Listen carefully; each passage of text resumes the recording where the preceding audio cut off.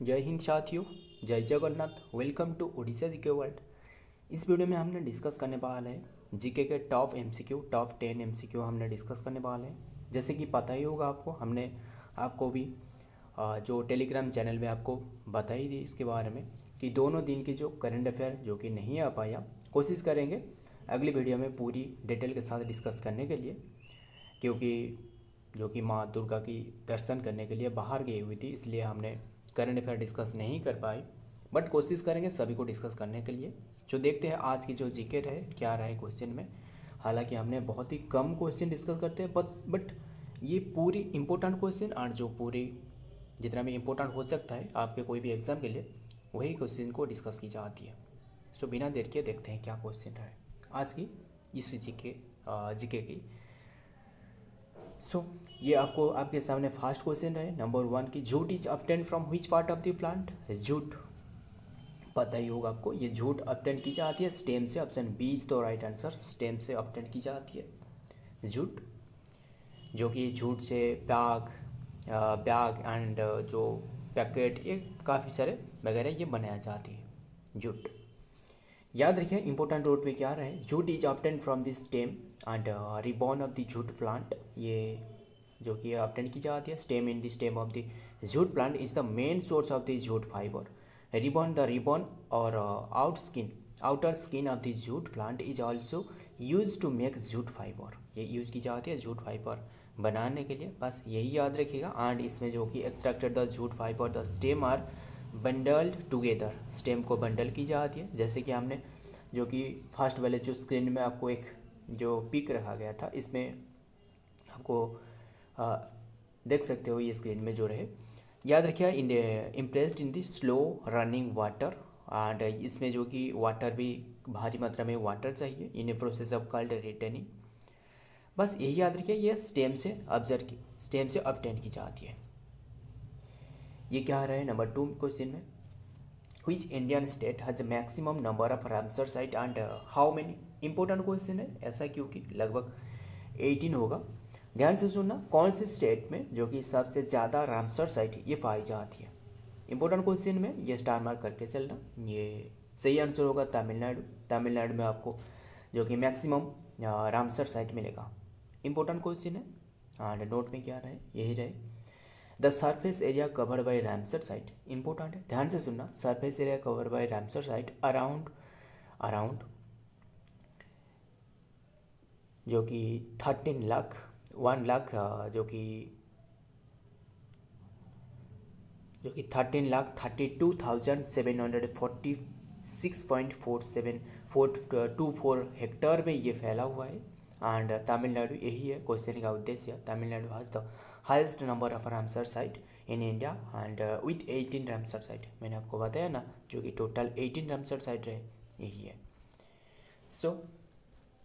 बस यही याद रखिएगा। आगे की ओर से देखते हैं क्या रहे नंबर 3 में, what is the main feature of mixed agriculture. ये जो मिक्स्ड एग्रीकल्चर है ना, इसका मेन फीचर क्या रहे, इंपॉर्टेंट है। मिक्स्ड जो एग्रीकल्चर है, मिक्स्ड फीचर जो कि what is the feature of mixed agriculture. A पर रहे क्या रहे, एनिमल हस्बेंड्री, या फिर बी पर रहे मोर एग्रीकल्चरल प्रोडक्टिविटी, या फिर C both and A and B D. ये तो नहीं होगा, C is the right answer, क्योंकि एनिमल हस्बेंड्री के लिए एंड मोर एग्रीकल्चरल प्रोडक्टिविटी के लिए ये जो कि मिक्स्ड एग्रीकल्चर करने का इसका यही फ़ायदा है। आगे देखते हैं क्या रहे नोट में, the cultivation of crops along side the remaining, the rearing of animals for the meat, eggs, milk, and defines mixed farming. For example of a mixed farming may grow, sell crop and such as wheat, ray, and also keep cattle shipping। बस यही याद रखिए, इसका productivity grow करना। And आगे की ओर से बढ़ते हैं। ये रहे नंबर 4, क्या क्वेश्चन में रहे, इंपॉर्टेंट क्वेश्चन है, ध्यान से सुनना। ऑन व्हिच डेट, इंपॉर्टेंट है, ध्यान से सुनना। On which date energy conservation day is celebrated and by which organisation. कौन सी ऑर्गेनाइजेशन के द्वारा ऑब्जर्व की जाती है और कौन सी डेट को ये ऑब्जर्व की जाती है, 14 दिसंबर, यानी option C is the right answer. 14 दिसंबर ऑब्जर्व की जाती है एनर्जी कंजर्वेशन डे के लिए। बहुत बहुत ही इंपॉर्टेंट डे है, एनर्जी कंजर्वेशन डे। ये ऑब्जर्व करी जाती है 14 दिसंबर। एंड किसके द्वारा ये ऑब्जर्व करी जाती है, जो भी ये रहे यानी जो ब्यूरो ऑफ एनर्जी एफिशिएंसी रहे उन्हीं के द्वारा ये ऑब्जर्व करी जाती है। एंड 14 दिसंबर को कौन सी डेट से ऑब्जर्व करी जाए, कौन सी ईयर से, 1991 से ऑब्जर्व करी जा रहा है, बस यही याद रखिएगा। आगे के देखते हैं, ये रहे number 5, Valmiki tiger reserve project is located in which state, कौन सी स्टेट में है वाल्मीकि टाइगर रिजर्व, ये रहे बिहार में, बिहार की शायद ये चंपारण डिस्ट्रिक्ट होगा, चंपारण डिस्ट्रिक्ट में ये रहे। Answer D is the right answer, Champaran district में ये रहे, यही रहे। Valmiki national park is a national park and tiger reserve in the west Champaran, ये रहे वेस्ट चंपारण में, चंपारण डिस्ट्रिक्ट ऑफ बिहार। आपको पता ही होगा चंपारण में जो कि गांधी जी ने जो कि फास्ट जो लड़ाई वही चंपारण डिस्ट्रिक्ट में हुआ था। राजकुमार शुक्ला नाम की, कुछ आपको याद है क्या? हमने हर बार जो हिस्ट्री की भी हमने डिस्कस करते रहते हैं इसी चैनल में। कोशिश करेंगे ये सभी जो हमने शाम से जो छूट गया है, जो डिस्कस नहीं की जा रहा है, मतलब करंट अफेयर जो कि हमने डेली करंट अफेयर बेसिस में डिस्कस करते हैं, बट हमने 2 डे के अंदर में डिस्कस करते रहते थे, बट अभी के टाइम में आपको डेली के बेसिस में ये करंट अफेयर देखने को मिल रहा है। सो इसलिए जो कि हिस्ट्री एंड जो पॉलिटिया एंड जो जियोग्राफी रहे, इसके बारे में ज़्यादा जीके नहीं आ पा रहा है, बट कोशिश करेंगे ये लाने के लिए जितना ज़्यादा हो सके। सो याद रखिएगा ये चंपारण डिस्ट्रिक्ट एंड ये इंडिया कवरिंग, जो कि district India covering 898.45 kilometre square, यानी इतनी के स्क्वायर माइल, बस यही याद रखिएगा। ये बिहार में रहे। आगे कर सकते हैं, ये रहे number 6, which is the largest artificial lake of India, India की सबसे बड़ी, भारत की सबसे बड़ी कृत्रिम झील कौन सी है? इंपॉर्टेंट है, गोविंद वल्लभ पंत सागर, यानी option A is the right answer, Govind Vallabh Pant Sagar, यही है गोविंद वल्लभ पंत सागर झील भारत की सबसे बड़ी कृत्रिम झील है। यह उत्तर प्रदेश की कौन सी प्लेस में स्थित है? उत्तर प्रदेश, यूपी में स्थित है। उत्तर प्रदेश की जो कि सोनभद्र जिले में पिपीर में स्थित है। सो याद रखिए यह रिसंद बांध के जलाशय के बनी है, रिसंद बांध के जलाशय से बनी है, याद रखिएगा। यही जो कि सोन नदी की सहायक नदी है।